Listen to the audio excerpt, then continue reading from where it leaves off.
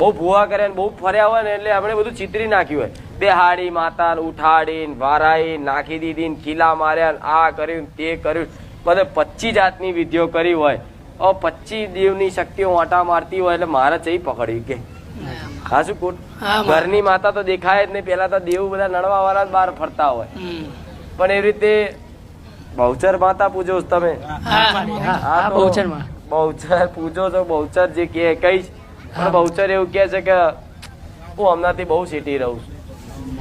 બોલો કે ચમ સીટી રહ્યો? તો બહુચર નજીક બહુચર નજીક હોય તો મારા પારે આવી રીતે મોનતા રાખવાની જરૂર ના પડે.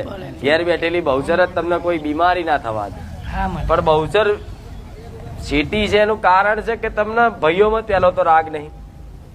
કોઈ ભાઈઓમાં બનતું નહીં. ભલે ગમે તેટલું તમે કહેતા, પણ મનથી એકબીજાનો વિરોધ જ થાય. દેવની વાતમાં બધી વાતમાં હું તો જે હોય સ્પષ્ટ કહીશ. બરોબર?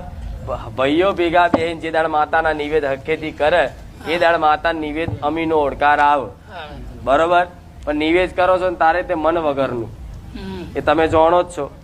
અને એમાંય તે વધારે બહુચર જો યાત્રાજ હોય, નારાજ હોય, બહુચર ને કોઈક દબાવતું હોય ને તો ગોગા મહારાજ જે નાગ ને મારેલા હશે. આવું તો હું જોઉં છું. નાગ કોને મારે?